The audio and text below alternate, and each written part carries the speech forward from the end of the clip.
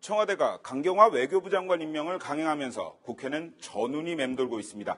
오전 10시 반부터는 정세균 국회의장 주재로 여야 사당 원내대표들이 회동을 갖고 인사청문 대치정국의 합의점을 모색하고 있는데요.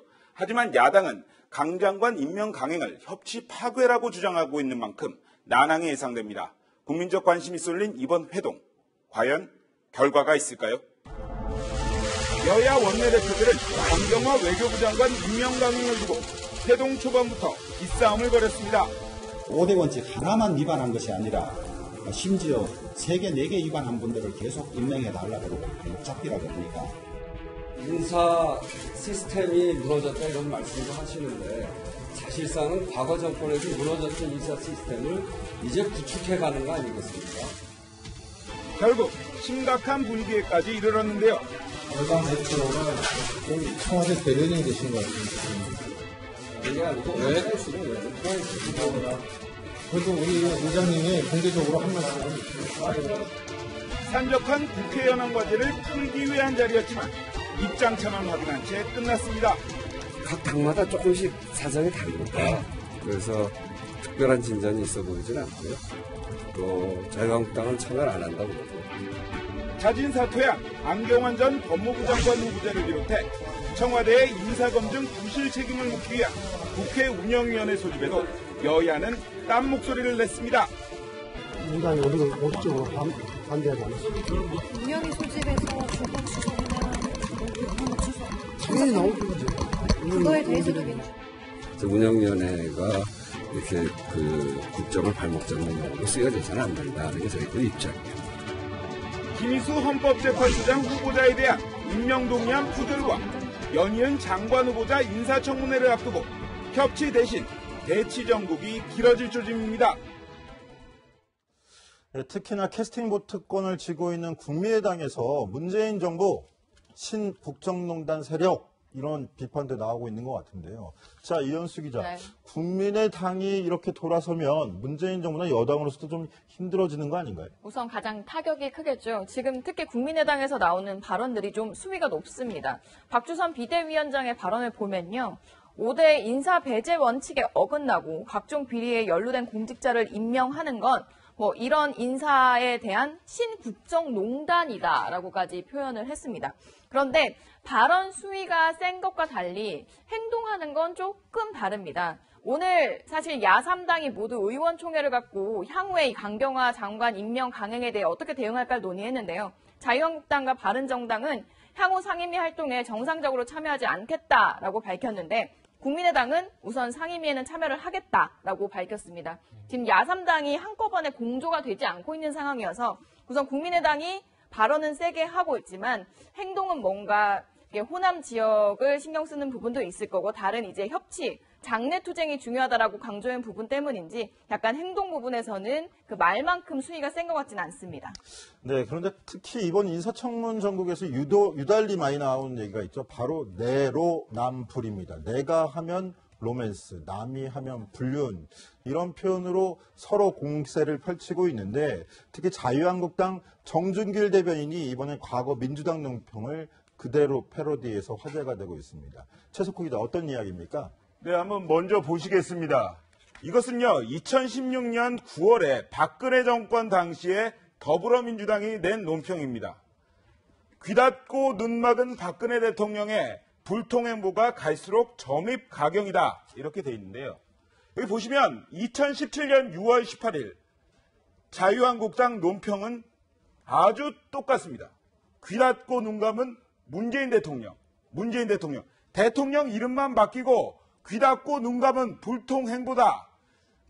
대통령이 임명을 강행하고 있다. 이러한 문구가 아주 똑같은데요. 바로 패러디입니다. 왜 그러냐? 자유한국당이 말하고 싶었던 것은 바로 내로남불입니다. 더불어민주당이 야당 때는 그토록 정권에 대해서 비난을 하더니 이제 집권 여당이 되고 나니까 청와대 감싸기에 급급하다. 왜 야당 시절 생각은 못하고 지금 생각만 하느냐. 이러한 것을 보여주고 싶었던 것 같습니다. 네, 그걸 보여주고 싶었던 것 같기도 한데 2016년 9월 4일 민주당 저런 논평이 나오게 만들었던 또 원인도 있겠죠.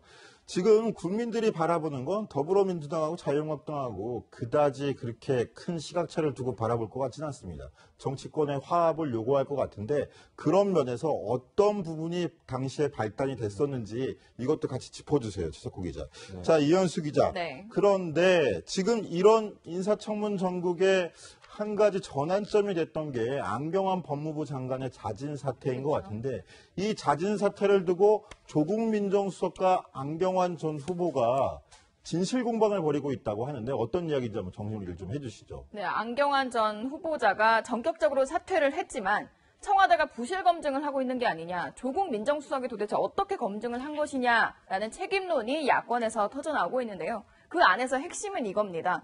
조국 민정수석이 이 안 전 후보자의 낙마의 원인이 된 사유들, 그 혼인신고 무효소송 같은 이런 사건들을 알고 있었느냐, 정말 몰랐느냐라는 게 쟁점인데요. 이를 놓고 안 전 후보자와도 약간 진실공방 양상이 보이고 있습니다. 안 전 후보자 같은 경우는 일주일 전쯤에 청와대에서 물어와서 소명을 했다라고 밝혔는데요. 청와대 측에서는 소송 기록을 확인할 수 없어서 전혀 몰랐다, 보도가 나오기 전까지 몰랐다라면서 안 전 후보자가 착각한 것이라고 했습니다. 그러면서 최근에 어제 다시 한번 입장을 밝혔는데요. 청와대 측에서는 안 전 후보자가 우리 설명대로 착각한 거라고 설명을 해왔다. 그러니 진실 공방 자체가 의미가 없다. 이렇게 밝혔습니다. 두 사람 과거에 참여연대 활동 그리고 서울대 법대 교수 활동도 같이 하면서 인연이 굉장히 깊은 사람들인데 그렇죠. 이런 문제로 서로 진실 공방을 벌이고 있는 것도 좀 문제라고 생각하는데 근데 강병규 기자, 네. 전 여기서 더 문제가 뭐냐면 조국 민정수석 같은 경우에는 그 인사 검증 권한이 있고 그것도 책임이자 의무잖아요. 예, 그렇죠. 근데 저런 사실을 사전에 몰랐다라고 하는 것도 문제가 되는 거 아닌가요? 그렇죠. 사실 몰랐다고 하면 직무유기에 해당될 수 있다라는 게 이게 법조계 관측일 수도 있거든요. 관측이거든요. 왜냐하면 일단은 민정수석이라는 자리 자체가 측근들 혹은 그리고 관련된 주변 인사들의 그런 비위를 감찰하는 그런 측면이 이 업무가 있기 때문에 사실 몰랐다, 정상적으로 했는데 몰랐다라고 하면 좀 더 그것도 문제라 이런 얘기라는 거죠. 국민의당 초선 의원 10명 정도가 지금 입장을 좀 밝혔는데 일단은 조국 민정수석이 도저히 모를 수가 없는 사안을 의도적으로 대통령에게 보고 누락한 것인지 묻고 싶다. 그리고 또 하나는 강제 혼인신고 사실을 알고도 언론 보도를 보고 알았다면 무능의 극치고 알면서도 보고를 누락했다면 불충의 극치다. 이렇게도 밝혔습니다. 자, 일단 이런 것까지 다 짚고 한번 넘어가겠습니다. 야권에선 조국 민정수석을 국회에 불러서 인사 참사에 대해서 따질 것이다 이러면서 국회 운영위 소집도 요구하고 있는데요. 자, 자진 사퇴하라 이런 목소리도 나오고 있습니다. 직접 일단 들어보시죠. 법무장관 후보자가 스스로 자진 사퇴까지 하는 큰 의혹이 있었는데 이런 사람을 출전한 인사수석 이런 사람을 검증도 못하고 내세웠던 민정수석 책임이 없다? 이런 상황이 벌어지지 않도록 어떻게 대책을 세우고 있는 건지 또 어떤 제도 보완이 필요한 건지 이런 국회에 와서 보고도 하고 상의도 하고 해야 되는 거 아닌가요? 민정수석과 후보자 간에 특별 친분 관계가 있다고 이를 눈감아준 특혜 검증에 큰 잘못이 있고 반칙에 의하여 특권 후보를 만들어낸 것에 대해서는 책임을 지는 것이 국민에 대한 도리라고 생각합니다. 민정수석은 자진 사퇴함으로써 그 책임을 지는 모습을 보여주기를 바랍니다. 자, 그런데 민주당 내에서도 조국 민정수석의 국회 출석 한번 생각해볼 여지가 있는 거 아니냐 이런 목소리도 나오는데요. 우원식 더불어민주당 원내대표 목소리도 들어보시겠습니다. 어쨌든 조국 수석 출석을 아마 요구하는 거 아니에요, 지금? 그렇습니다. 그 출석할 필요 없다고 보시는 거죠? 필요하면 해야죠. 지금 청와대에서는 그 인사추천위원회를 만든다고 하니까 그것이 진행돼 가는 과정을 보면서 그래도 부족하면 그때 가서 불러도 늦지 않는다고 생각합니다. 자, 여야 모두 조국 민정수석이 국회에 나와서 설명을 해야 된다라고 요구하는데 근데 뉘앙스는 다릅니다. 이걸 한번 짚어보고 싶어서 일단 목소리부터 다 들어보신 건데요. 최석호 기자, 전 이렇게 생각해요. 민정수석 인사검증 실패할 수 있습니다. 그거를 국회 인사청문 과정에서 걸러내는 게 또 우리나라의 제도 아니겠습니까? 그런데 여기에 대해서 인사검증 실패했다고 한 건 실패했다고 물러나라. 이건 또 타당한 비판일까요? 근데 야당 입장에서는 쌓일 대로 쌓였다 이렇게 볼 수가 있겠습니다. 왜냐하면요. 강경화 외교부 장관에 대해서 계속해서 반대를 했고 지금 뭐 김상조 공정거래위원장 같은 경우에도 반대를 하지 않았습니까? 그랬는데 청와대에서는 뭐라고 했습니까?